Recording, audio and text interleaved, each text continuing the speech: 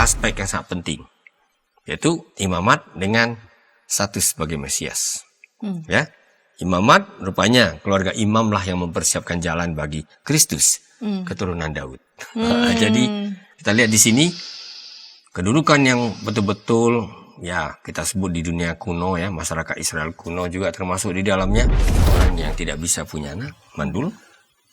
Dua-duanya sudah berusia lanjut ya. Dan keterangan ini langsung menghadirkan sebuah dilema. Ya. Dan dilema itulah yang mau diselesaikan melalui penuturan Injil Lukas. Apakah doanya memang minta keturunan? Rasanya kalau udah kakek nenek nggak minta keturunan lagi gitu. Sehingga ada juga yang mengusulkan bisa saja yang menjadi pergumulan Zakaria adalah dia sadar bahwa bangsanya hidup dalam penjajahan. Bangsanya sedang merindukan suatu pembebasan. Ya. Sehingga ya solusi yang paling diharapkan itu adalah hadirnya tokoh pembebas. Kan itu.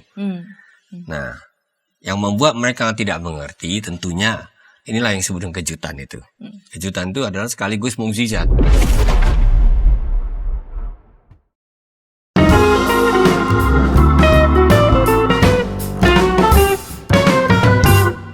Sahabat EKB, kita jumpa kembali dalam program Ngulik Alkitab. Program Ngulik Alkitab ini diselenggarakan sebagai media, sebagai sarana bagi kita membaca kitab suci dan menggali pesan-pesan yang sangat berharga, pesan-pesan yang sangat luhur dalam setiap teks yang kita ulik bersama. Saya sebagai pemandu percakapan, Pendeta Santiani Manurung. Dan pada episode kali ini kita mengulik Injil Lukas pasal 1 ayat 5 sampai 25, Injil Lukas pasal 1 ayat 5 sampai 25 diberi judul ia dipersiapkan untuk mempersiapkan jalan. Dan narasumber yang telah hadir di studio menolong kita menggali teks ini, Injil Lukas 1 ayat 5 sampai 25 adalah Pendeta Anwar Chen, PhD, Kepala Departemen Penerjemahan, Lembaga Alkitab Indonesia. Salam jumpa kembali Bapak Pendeta. Ya, sampai jumpa kembali Ibu dan juga sahabat-sahabat YKB ya. Iya, Bapak Pendeta Anwar Chen, PhD ini, tolong dikoreksi kalau saya keliru ya Pak. Pendeta, melayani sebagai pendeta di Gereja Kristen Protestan Indonesia, berpusat di Pematang Siantar. Ya, betul. Studi lanjutnya adalah Filologi dan Tafsir Kitab Suci di Union Theological Seminary in Virginia, USA, lalu Pontificium Institutum Biblicum Roma, Yerusalem Universitas Tesalonika Yunani, menyelesaikan studi doktoral di Fakultas Studi Oriental Cambridge University UK dengan disertasi mengenai Septuaginta, kitab suci Ibrani yang pertama kali diterjemahkan ke dalam bahasa Yunani, dan studi komplementer dalam bidang linguistik di Australian National University Canberra. Panjang ya Pak? Ya, panjang karena memang harus pelan-pelan kita kalau belajar sekali, supaya bisa membantu tim penerjemah Alkitab. Iya, karena itu kehadiran Pendeta Anwar Chen dalam episode-episode ngulik Alkitab ini akan menolong kita sangat banyak untuk mengulik teks-teks, dan kali ini Injil Lukas pasal 1 ayat 5 sampai 25. Kita akan memulainya, kita akan mulai dalam doa. Silakan Bapak Pendeta dapat memimpin kita dalam doa. Tuhan Allah Tritunggal Maha Kudus, kami sungguh bersyukur karena Engkau telah mengantar kami bahkan menuju akhir tahun. Secara khusus dalam suasana kami menyambut kedatangan Kristus, kami kembali diajak untuk mempelajari firman-Mu. Kami mohon Roh Kudus berbicara kepada kami supaya teks yang kami baca, yang kami renungkan, yang kami gali, itu menolong kami Tuhan untuk mempersiapkan diri. Sehingga kami mengerti mengapa firman-Mu ini ditulis dan dilestarikan bagi kami. Dalam Kristus Yesus. Amin. Amin. Saya membaca Injil Lukas 1 ayat 5 sampai 25. Perikop ini diberi judul Pemberitahuan tentang kelahiran Yohanes Pembaptis. Pada zaman Herodes, Raja Yudea, ada seorang imam yang bernama Zakaria dari rombongan Abia. Istrinya berasal dari keturunan Harun, namanya Elisabet. Keduanya hidup benar di hadapan Allah dan menuruti segala perintah dan ketetapan Tuhan dengan tidak bercela. Namun mereka tidak mempunyai anak sebab Elisabet mandul dan keduanya telah lanjut umurnya. Pada suatu kali, Waktu tiba giliran kelompoknya, Zakaria melakukan tugas sebagai imam di hadapan Tuhan. Sebab, sebagaimana lazimnya, ketika diundi untuk menentukan imam yang bertugas, dialah yang ditunjuk untuk masuk ke dalam bait Tuhan dan membakar dupa. Pada waktu pembakaran dupa, seluruh umat berkumpul di luar dan bersembahyang. Lalu tampaklah kepada Zakaria, seorang malaikat Tuhan berdiri di sebelah kanan mezbah pembakaran dupa. Melihat hal itu ia terkejut dan menjadi takut. Namun malaikat itu berkata kepadanya, "Jangan takut hai Zakaria, sebab doamu telah dikabulkan. Elisabet istrimu akan melahirkan seorang anak laki-laki bagimu, dan kau harus menamai dia Yohanes. Engkau akan bersukacita dan bergembira, bahkan banyak orang akan bersukacita atas kelahirannya itu. Sebab ia akan besar di hadapan Tuhan. Ia tidak akan minum anggur atau minuman keras. Ia akan penuh dengan Roh Kudus sejak dari rahim ibunya. Dan akan membuat banyak orang Israel berbalik kepada Tuhan Allah mereka. Ia akan berjalan mendahului Tuhan dalam roh dan kuasa Elia untuk membuat hati para bapa berbalik kepada anak-anaknya dan hati orang-orang durhaka kepada pikiran orang-orang benar. Dengan demikian, ia mempersiapkan suatu umat yang siap sedia bagi Tuhan." Lalu kata Zakaria kepada malaikat itu, "Bagaimanakah aku tahu bahwa hal ini akan terjadi? Sebab aku sudah tua dan istriku sudah lanjut umurnya." Jawab malaikat itu kepadanya, "Akulah Gabriel yang berdiri di hadapan Allah. Aku telah diutus untuk berbicara kepadamu dan menyampaikan kabar baik ini kepadamu. Sesungguhnya engkau akan menjadi bisu dan tidak dapat berkata-kata sampai hari ketika semuanya ini terjadi, karena engkau tidak percaya kepada perkataanku yang akan dipenuhi pada waktunya." Sementara itu umat menantikan Zakaria, mereka menjadi heran bahwa ia begitu lama berada dalam bait suci.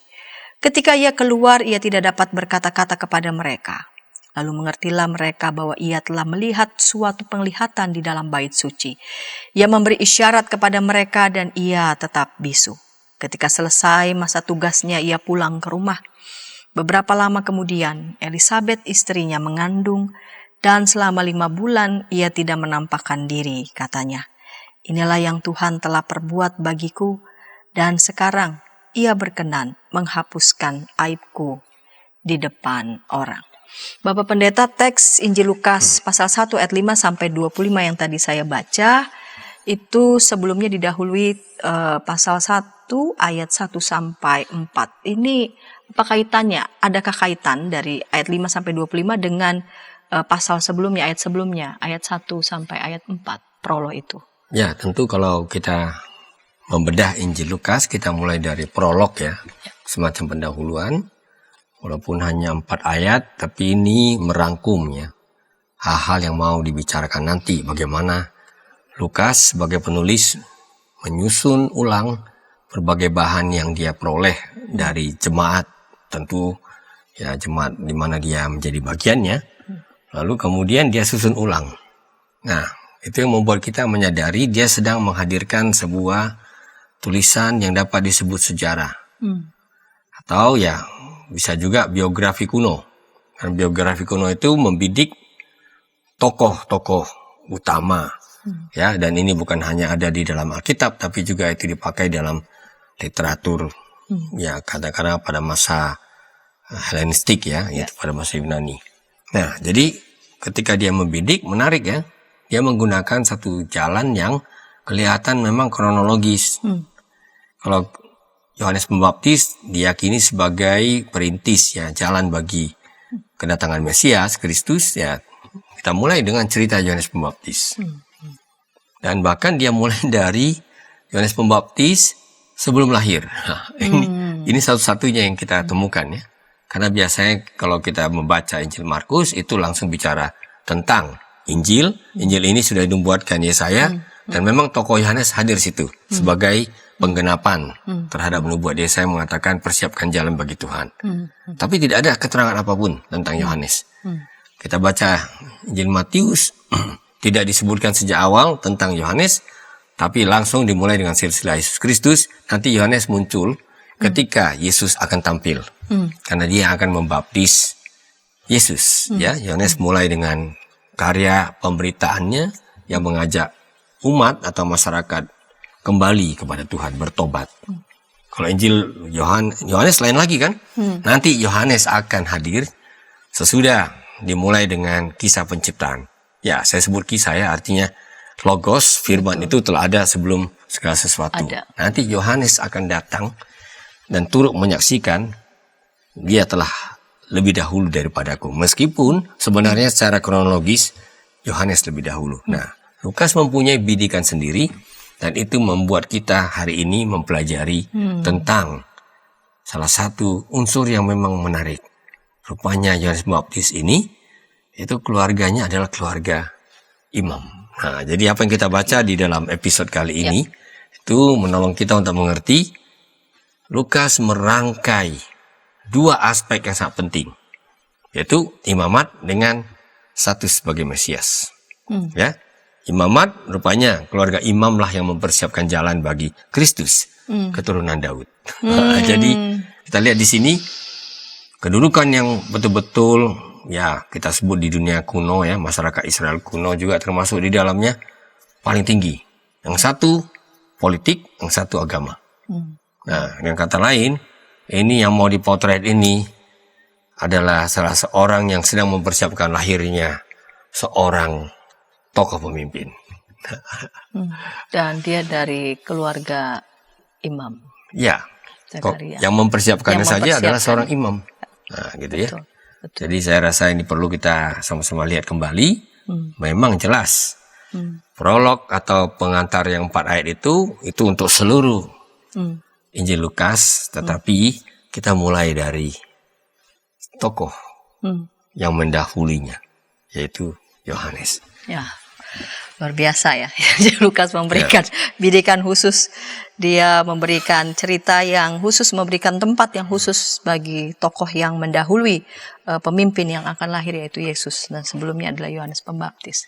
Nah, dalam setiap kisah kelahiran Yesus, tapi di sini adalah yang mendahului sebelum Yesus diceritakan begitu lahir, yaitu Yohanes Pembaptis. Pasti ada latar belakang historisnya di sekitaran kisah tentang tokoh-tokoh penting ini. Ya.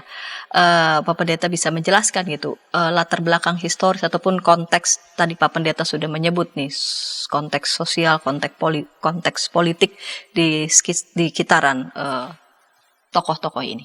Ya, tentu menarik ya, karena dia sedang menulis sebuah sejarah, walaupun itu bukan sejarah dalam arti yang umum, karena ini sejarah dibidik dengan perspektif khusus.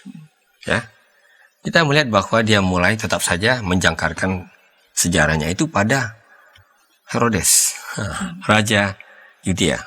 Ya, jadi dia tetap ingin mengaitkan dengan figur Herodes yang memang juga muncul dalam Injil Matius. Ya, nanti kita baca di pasal 2 dia akan mengaitkan lagi dengan figur Agustus. Ya, kaisar yang memaklumkan, yaitu sensus. Ya, seperti itu ya. Ya, jadi itu membuat kita sadar ketika Lukas menuliskan Injil ini, dia amat sadar tentang situasi historisnya. Umat sedang berada dalam penjajahan Romawi. Kan itu. Sehingga kehadiran penyelamat itu yang nanti di dalam Injil Lukas pasal 2 disebut sebagai juru selamat, soter. Itu sebenarnya bernuansa politis. Ya. Jadi dia bukan hanya menyelamatkan umat dari dosa secara spiritual, tapi dia sebenarnya sedang mempersiapkan seorang tokoh tanda kutip politis. Karena biasanya julukan penyelamat ini dilekatkan pada kaisar-kaisar Romawi. Ya, meskipun memang betul kita bicara tentang sejarah keselamatan di sini, tapi sejarah keselamatan itu tidak berada di awang-awang. Dia terbingkai dalam konteks nyata sosiopolitis. Umat sedang dalam penjajahan, berarti ada penderitaan. Berarti ada harapan untuk pembebasan. Kan begitu ya. Nah, untuk sampai kepada proses pembebasan itu perlu ada seorang yang mengantarnya. Dan ternyata orang itu mempunyai orang tua yang juga adalah imam. Bahkan latar belakang disebut dengan khusus, keturunan Harun. Karena nggak semua imam sama statusnya. Kalau disebut keturunan Harun, berarti dia termasuk imam pada golongan-golongan yang paling tinggi. Karena yang menjadi imam besar itu hanya bisa dari keturunan Harun. Nah, di sini kita langsung menyadari rupanya informasi yang sederhana ini mau mengantarkan kita kepada sebuah pemikiran untuk seorang tokoh hebat, gitu. Perlu juga orang yang menyiapkannya dengan latar belakang yang tepat. Orang hebat juga. Dia orang hebat juga. Baik, Pak Pendeta, nanti Pak Pendeta bisa menjelaskan lagi ya siapa bapaknya Yohanes Pembaptis ini yang sebutkan keturunan Harun, status sosial, status juga di hadapan begitu ya, konteks sosial pada saat itu, dan juga pasti status religiusnya di hadapan orang-orang pada saat itu. Kita akan ulas segmen kedua, namun sebelumnya kita dengarkan pesan-pesan berikut ini.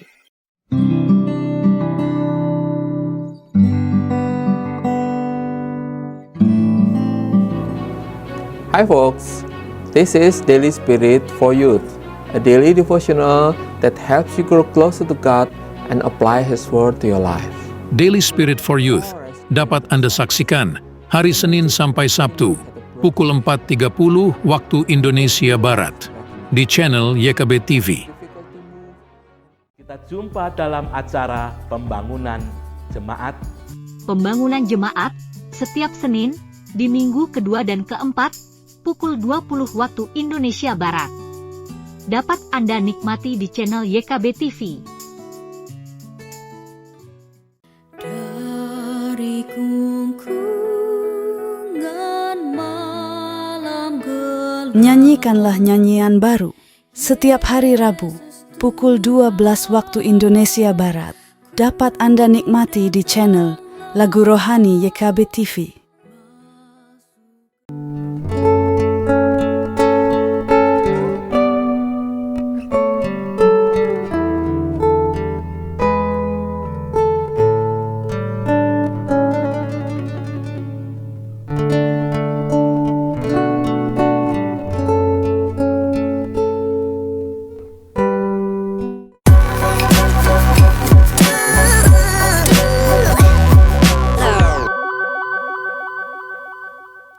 Sahabat, senang masih bersama dengan kami dalam program Ngulik Alkitab. Pada episode kali ini kita mengulik Injil Lukas pasal 1 ayat 5 sampai 25, diberi judul Ia dipersiapkan untuk mempersiapkan jalan. Kita memasuki segmen yang kedua. Saya mengajak sahabat dapat berinteraksi di kolom komentar yang sudah tersedia. Narasumber kita pada episode kali ini Pendeta Anwar Chen, PhD dari Lembaga Alkitab Indonesia. Baik Bapak Pendeta, kita lanjut segmen kedua ini. Di segmen yang pertama menarik saudara-saudara sahabat, karena kita sudah langsung melihat benar nih siapa yang mempersiapkan jalan tokoh pemimpin Yesus. Namun Lukas memang secara sengaja ya sungguh-sungguh memberikan cerita khusus, kisah yang khusus tentang siapa Yohanes Pembaptis ini. Nah, Pak Pendeta di segmen pertama sudah memberikan penjelasan bahwa dia lahir dari keturunan atau keluarga imam, dan bukan sekedar imam melainkan sungguh-sungguh dari keturunan Harun. Pak Pendeta bisa memberikan penjelasan, eksplorasi siapa dia, lalu kemudian disebutkan di sana dengan status sebagai imam yang tinggi, tapi ternyata istrinya dalam kondisi mandul. Ini menarik ya, statusnya di hadapan komunitas masyarakat kan tinggi, namun ada situasi lain yang mereka hadapi, yang keluarga ini hadapi.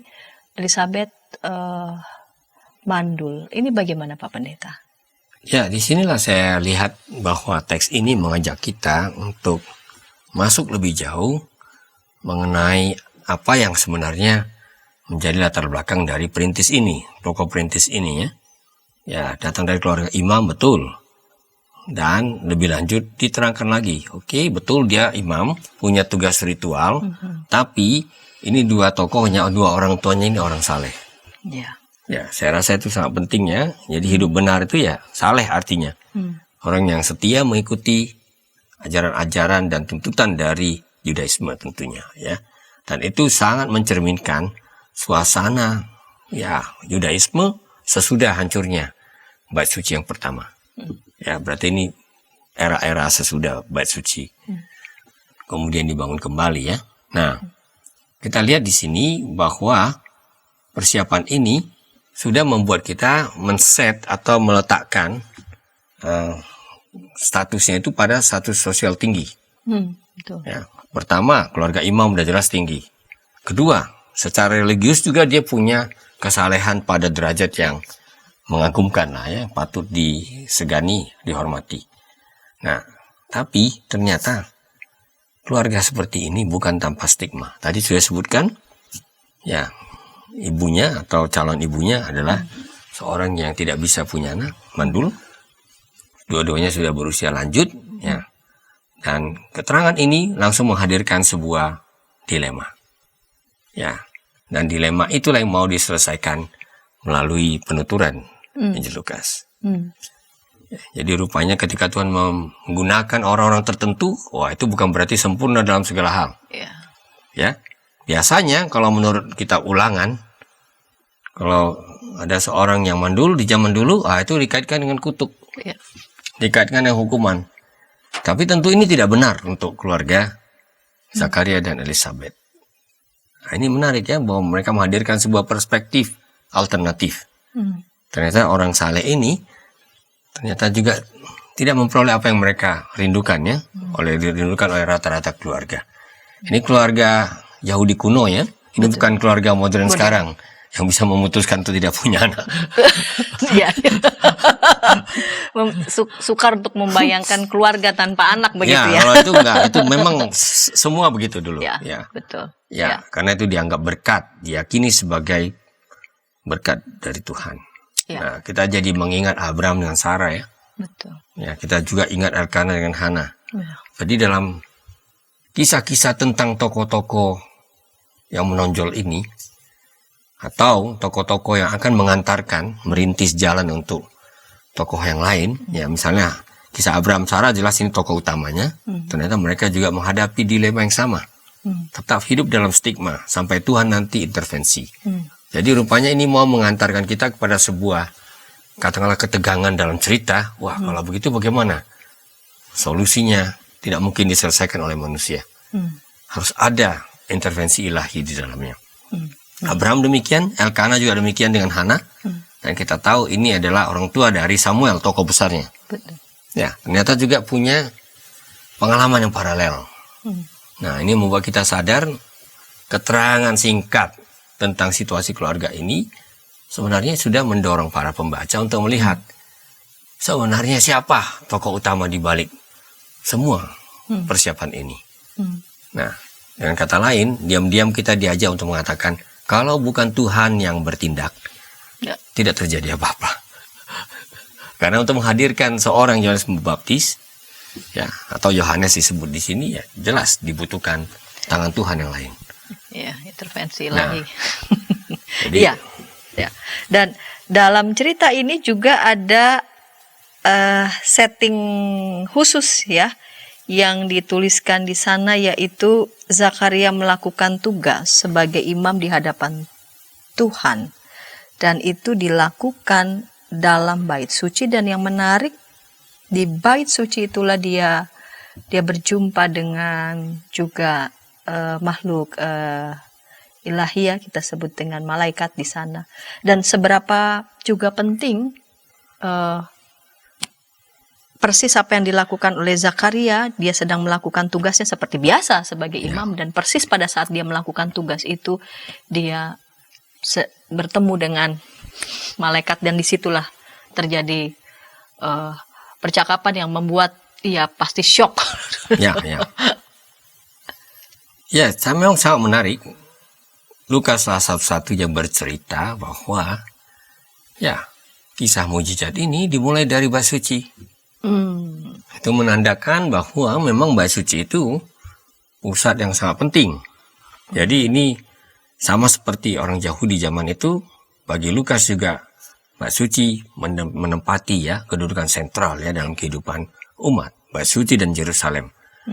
Nah, ini studi-studi yang belakangan ini dilakukan dari sudut pandang ya kajian sosial, memperlihatkan ini bukan sekedar tempat, Sebenarnya dalam pemahaman umat Yahudi itu ada gradasi kesucian. Ya. Ya, titik tersuci di dunia, terkudus di dunia itu ruang Maha Kudus. Makanya ini hanya bisa dimasuki oleh imam besar sekali setahun. Di luar itu ada ruang kudus. Nah, rupanya Zakaria itu bagian dari umat yang rankingnya yang statusnya tinggi, karena dia bisa sampai ke hampir ke tempat Maha Kudus. Ya, itu berarti juga ketika kita bicara tentang kesucian ini, rupanya Injil Lukas ingin memotret kisah-kisah keselamatan ini dimulai dari titik yang paling sakral di dunia. Dan ini nanti akan berpengaruh di dalam pemaparannya tentang misi, tentang bagaimana kabar baik Injil itu sampai ke ujung bumi. Jadi luar biasa ya, karena kita tahu ini bukan hanya Injil Lukas, ini akan diteruskan dengan jilid kedua, Kisah Para Rasul. Kita membaca di Kisah Rasul ayat 1-8 nanti, bahwa ternyata panggilan untuk bersaksi itu sesudah Roh Kudus turun, itu dimulai dari Yerusalem, Yudea, Samaria sampai ke ujung bumi. Dari titik yang paling kudus sampai ke titik yang menurut pandangan orang Yahudi sudah termasuk najis. Dan ini punya sudut pandang yang sangat menarik. Ya, oke, betul. Ketika juru selamat mau datang, itu dipersiapkan dari titik yang paling sakral. Tapi nanti dia hadir untuk semua orang sampai ke ujung-ujung bumi. Nah, bayangkan, di cerita awal ini itu sudah mulai disiapkan. Sehingga pembaca mengerti, oh rupanya perjumpaan dengan malaikat itu terjadi justru di tempat-tempat yang secara simbolik paling sakral. Dengan kata lain, sejarah yang mau diceritakan ini betul-betul adalah sejarah suci. Ya, kehadiran Kristus disiapkan oleh keturunan imam, dan pengumuman tentang lahirnya bukan di tempat lain, tapi di tempat-tempat yang paling suci bagi orang Yahudi. Nah, jadi disitulah kalau kita lihat semuanya menolong kita untuk mengerti ya prakarsa ilahi. Karena bagaimanapun yang bisa hadir di situ itu nggak sembarangan orang. Ya, kita nanti membaca ketika Zakaria sedang mempersembahkannya, yaitu ya persembahan ukupannya, itu ya umat itu hanya bisa berdiri di luar sana, hanya dia yang bisa masuk. Di luar dugaan mereka semua, dugaan saya bahkan di luar dugaan dari Zakaria, di situ Tuhan menyingkapkan salah satu rencana agungnya, rencana ilahi, ya, bahwa akan lahir seorang anak, dan anak ini akan menyiapkan jalan bagi juru selamat. Nah, ini yang saya rasa kelihatannya sambil lalu, tapi ini betul-betul adalah sebuah perjumpaan yang sungguh-sungguh mengejutkan. Ya, rupanya di tempat itulah, dengan kata lain, rencana ilahi itu dipaparkan, disingkapkan kepada dunia ini. Jadi memang ini bidikan yang sangat berbeda dengan Injil-Injil yang lain. Pak Pendeta, di ruang yang dipandang sangat luhur dan begitu sangat dihormati oleh masyarakat Yahudi pada saat itu, yaitu di Bait Suci, berita tentang lahirnya Yohanes Pembaptis itu diperdengarkan, dan Zakaria langsung mendengarnya itu langsung dari malaikat Gabriel. Dan pada percakapan itu orang-orang yang di luar itu menunggu-nunggu, ini kok Zakaria tidak seperti biasanya, seperti di dalam kok lama sekali.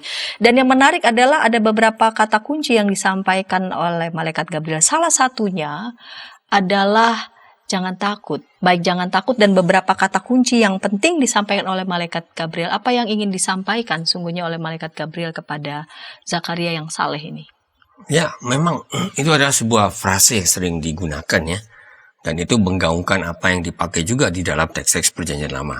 Ya, misalnya ketika Tuhan berbicara tentang keturunan yang akan diberikan Tuhan kepada Abraham, dia mulai dengan jangan takut. Bisa juga dalam arti jangan khawatir.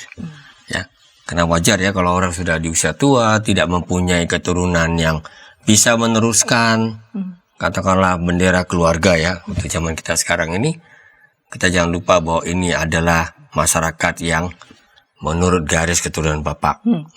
Jadi dalam hal ini dia mau katakan ya ada sesuatu yang mau disampaikan. Dan biasanya itu akan merupakan berita baik.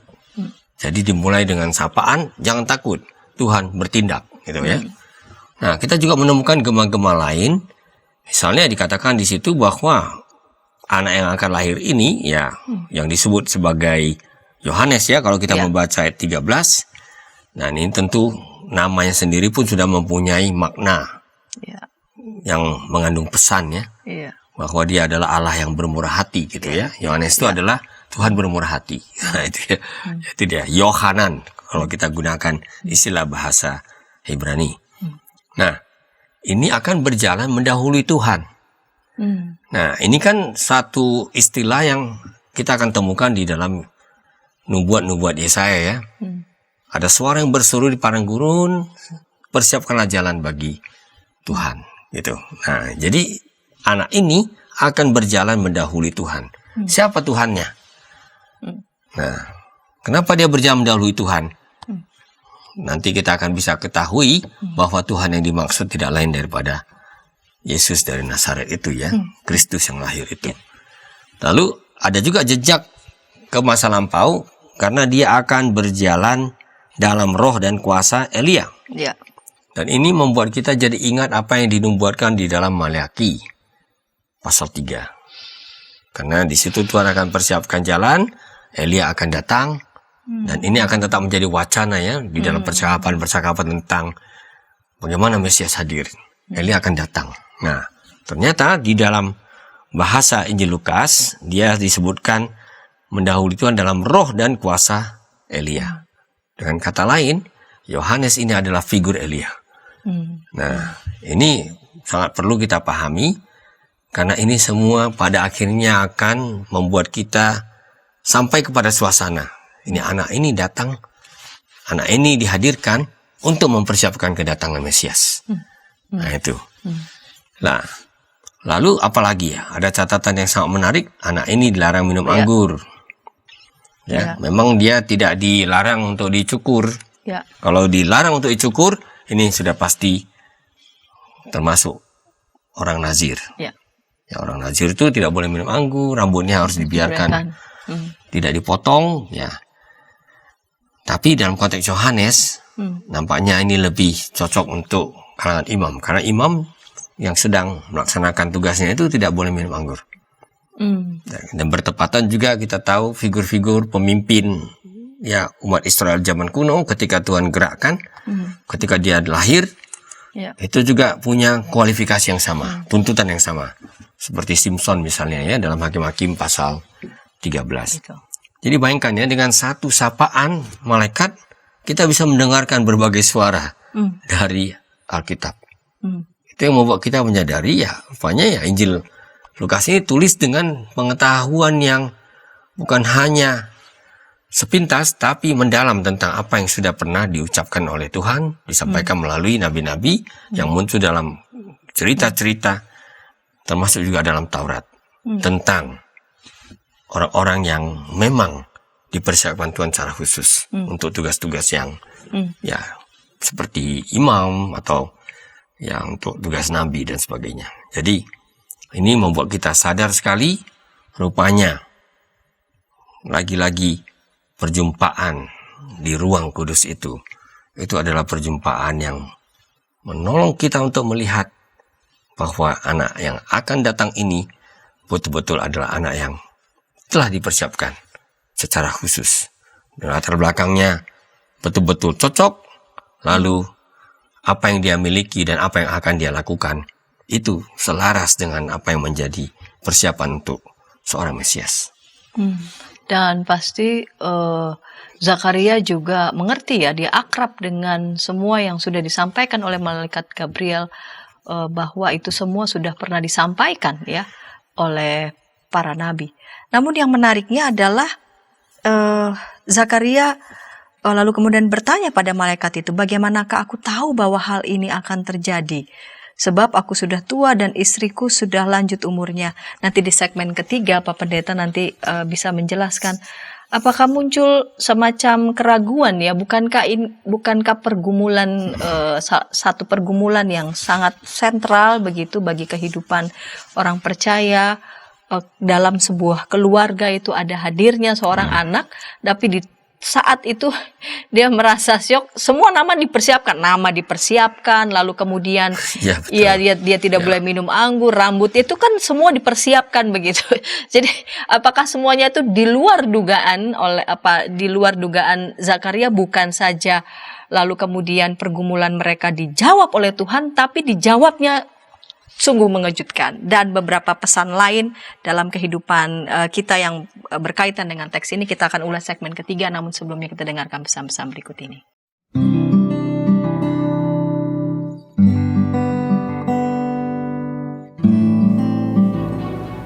Hi folks, this is Daily Spirit for Youth, a daily devotional that helps you grow closer to God and apply His Word to your life.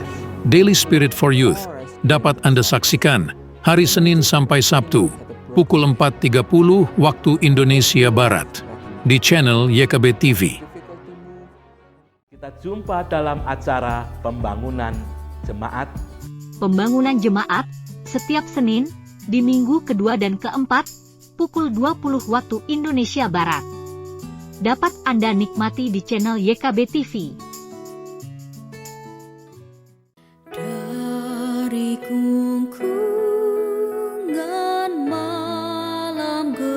Nyanyikanlah nyanyian baru setiap hari Rabu pukul 12 waktu Indonesia Barat. Dapat Anda nikmati di channel Lagu Rohani YKB TV.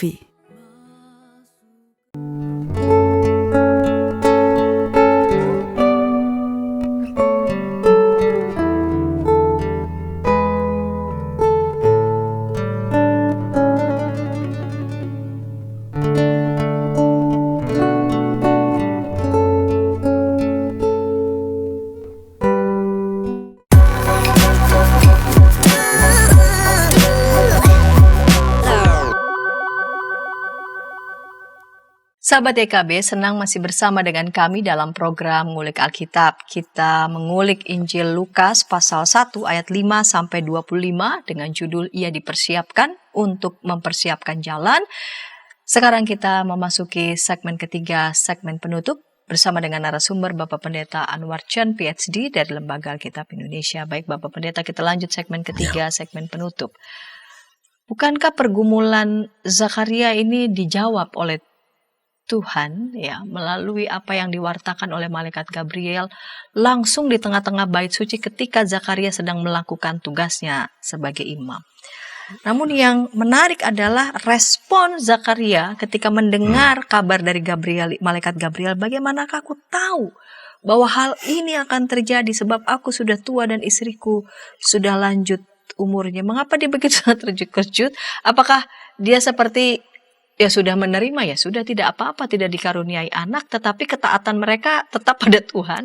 Namun sin hidup mereka jadi berubah dan membuat mereka yang semulanya mereka sudah terima, mungkin ya saya membayangkan sudah terima dengan lapang dada, tapi mereka tetap taat kepada Tuhan. Ketaatan mereka tidak sesuai dengan syarat dan kondisi, namun justru dengan ini kejutan yang membawa mereka tambah syok begitu Pak Pendeta.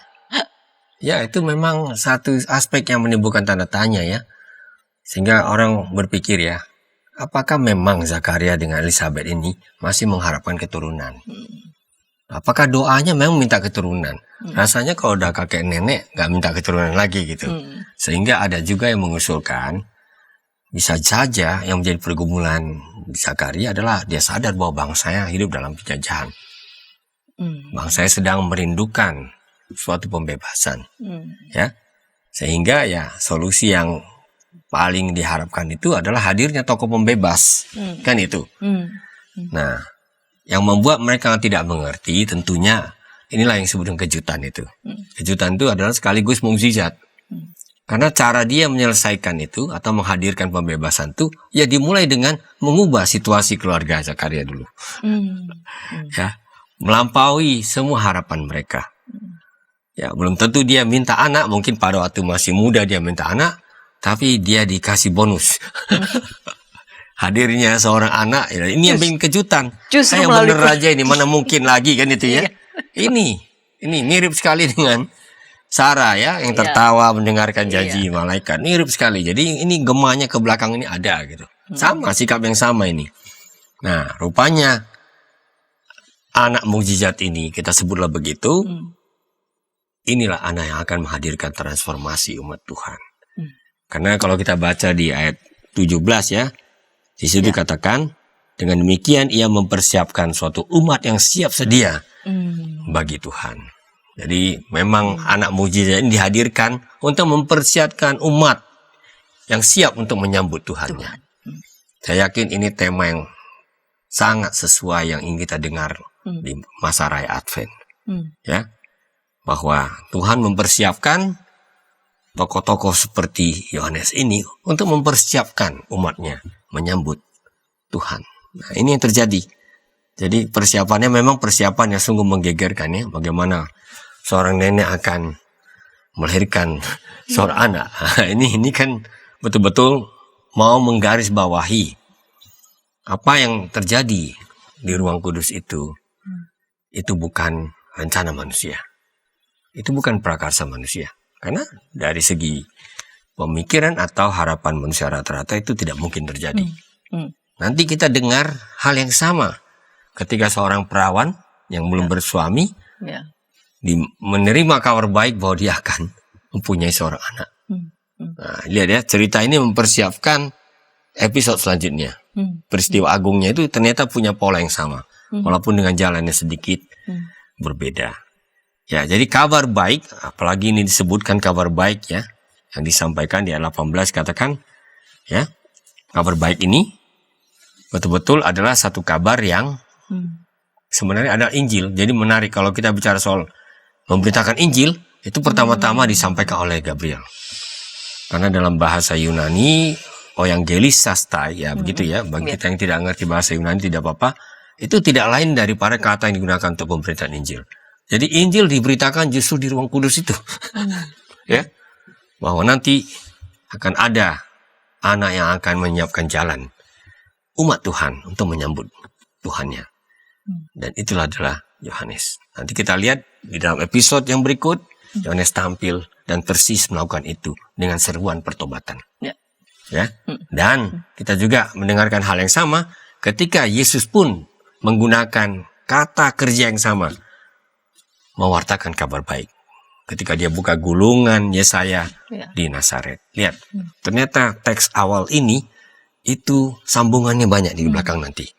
Ya, Injil ini menolong kita untuk melihat kabar baik dengan cara-cara yang bahkan bisa sangat mengejutkan bagi kita. Dan itu membuat sebenarnya kita sampai sekarang ini boleh terus berharap bahwa Roh Kudus terus bekerja melalui orang-orang yang digerakkan untuk menyelesaikan rencana agung Tuhan ya di tengah-tengah dunia kita yang ya tidak selalu menjanjikan sesuatu yang bisa membuat kita yakin ya semuanya akan baik-baik saja. Tapi saya kira itulah yang luar biasa, perintis dan penyelamat yang dinantikan Tuhan itu dihadirkan lewat karya Roh. Dan Roh itulah yang bekerja sehingga apa yang tidak mungkin menjadi mungkin. Ya, apa yang tadinya dianggap tidak masuk akal ternyata bisa terwujud karena Tuhan yang berkarya dan Tuhan yang mengambil prakarsa. Dan apa relevansinya ini untuk kehidupan kita? Ada beberapa pesan-pesan yang sangat bernats yang sudah Bapak Pendeta sampaikan dari segmen 1, segmen 2, dan segmen 3. Saya tadi memberikan catatan menarik begitu. Jadi Zakaria itu mungkin sudah tidak terlalu terfikir begitu ya tentang, tetapi pergumulannya, intensinya melihat pergumulan bangsanya yang ada di dalam penjajahan dan mengharapkan ada pembebas, dan harapan itu dikabulkan oleh Tuhan, bukan saja sekadar ya ada keturunan dalam sebuah keluarga, namun justru melalui keturunan itulah umat Tuhan dipersiapkan untuk menyambut Tuhannya. Ya, salah satu hal yang membuat kita perlu memetik hikmah ya dari peristiwa awal ini adalah ketika Tuhan berkarya, dia tidak selalu linear sesuai dengan apa yang sudah kita programkan. Nah, ini dia ya. Kita sudah terbiasa sekarang ini semua diprogramkan dulu, lalu tinggal dilihat realisasinya. Rupanya kejutan-kejutan selalu terjadi dalam hidup kita ini. Bagaimana Tuhan mengintervensi, membuka satu jalan yang baru, dan bahkan memulihkan apa yang kita pikir tidak bisa dimulihkan. Jadi kisah awal ini sebenarnya mengandung janji pemulihan, ya. Dan pemulihan itu dimulai dengan lahirnya seorang perintis. Dan ini memang benar yang diakuinya. Dan ini akan merupakan suatu perubahan hidup di mana yang tadinya dia masuk dalam sebuah stigma, aib, itu sekarang aibnya sudah diangkat oleh Tuhan. Ini yang dia katakan, inilah yang Tuhan telah perbuat bagiku. Dan sekarang ia berkenan menghapuskan aibku di depan orang. Nah, ini yang kita lihat sebagai pengakuan Elizabeth ya. Ketika dia mengandung sebagai wujud dari pemenuhan apa yang dikatakan oleh malaikat tersebut. Jadi ya, Tuhan masih bekerja sampai sekarang, dan cara dia memulihkan itu sering di luar ekspektasi kita. Tentu wajar kita manusia berjuang, berharap akan ada yang bisa dilakukan ya. Dan kalau boleh ya lumayan linear ya, sehingga kita lebih mudah menangkapnya. Memperkirakannya dan seperti ancang-ancang ini ya.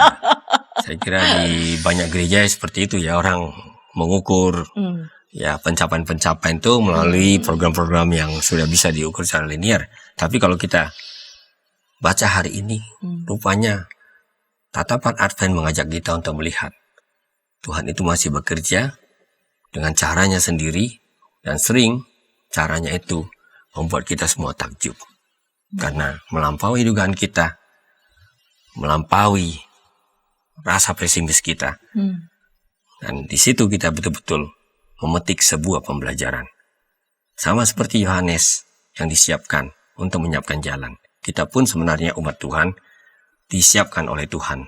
Bukan saja untuk menyambut Tuhan itu, tapi menyiapkan jalan bagi Dia untuk misi-misi yang lain ya, tengah-tengah dunia kita.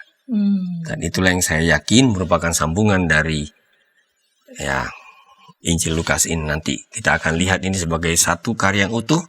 Injil Lukas telah memulai dengan menceritakan bagaimana Tuhan bekerja melalui figur perintis. Nanti kita lihat Roh Kudus yang sama yang telah membekali orang tuanya, dan juga Roh Kudus yang sama yang telah hadir ketika Kristus dijanjikan untuk hadir di tengah-tengah dunia ini. Ini Roh Kudus inilah yang juga akan menggerakkan umat Tuhan untuk membawa kabar baik itu kembali sampai ke ujung bumi. Jadi luar biasa ya, tema ini menolong kita bukan hanya menatap ke belakang, tapi ke depan dengan sebuah tugas yang masih terbuka di tengah-tengah dunia kita ini. Ya, begitu yang saya bisa refleksikan. Tugas yang masih terbuka di tengah-tengah dunia ini. Menarik ya, jadi bukan hanya soal yang penting pergumulanku sudah dijawab hanya pada kebutuhan ataupun kepentingan. Tapi lagi-lagi ya, tindakan Tuhan itu menjawab pergumulan Zakaria, bukan hanya menjawab pergumulan kebutuhan itu pada saat itu, tetapi yang Tuhan lakukan, Tuhan jawab, tindakan Tuhan itu dampaknya tuh transformatif. Yes. Ya, selalu punya dampak yang luas begitu. Dan kita juga diminta untuk meneruskan ya misi-misi kebaikan, kabar baik, dan juga pemulihan. Dan tetap kita percaya bahwa Tuhan tetap bekerja. Bahkan di saat-saat kita sudah mulai pesimis, putus harapan, ya, Tuhan tetap bekerja di dalam Roh-Nya. Baik, Pak Pendeta, terima kasih untuk kesediaan sebagai narasumber pada episode kali ini. Dan ketika tayangan ini memberkati sahabat-sahabat dapat membagikannya kepada sebanyak mungkin orang dan dapat menekan tombol like dan subscribe sehingga boleh mendapatkan update dari tayangan YKB TV. Kita menutup episode kali ini dalam doa. Mari Bapak Pendeta dapat memimpin dalam doa. Mari kita bersatu dalam doa. Kami kembali bersyukur kepadamu, ya Roh Kudus yang telah menginspirasi para penulis Alkitab, melestarikan kesaksian-kesaksian yang menolong kami untuk menyoroti perjalanan hidup kami dan bahkan rencana-rencana agung-Mu di tengah-tengah dunia ini. Hari ini secara khusus kami belajar tentang seorang sosok yang Kau telah siapkan supaya ia mempersiapkan umat Tuhan menyambut kedatangan Tuhan. Dan di masa Advent ini kami kembali ditolong untuk memahami firman ini. Betapa luar biasanya Engkau bekerja Tuhan dalam konteks sejarah yang nyata. Betapa luar biasanya Engkau bukakan visi-visi yang lain. Sehingga Tuhan, dari titik yang paling kudus di muka bumi ini, Engkau menghadirkan kabar baik itu.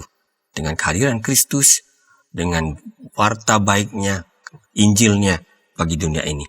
Supaya kami pun Tuhan sama seperti Yohanes, kiranya Engkau persiapkan juga untuk menyiapkan umat Tuhan yang lain melalui berbagai kesempatan supaya Injil tetap hadir sampai ke ujung bumi. Terima kasih Tuhan untuk pembelajaran ini. Berkati kami semuanya dalam Kristus Yesus. Amin. Amin.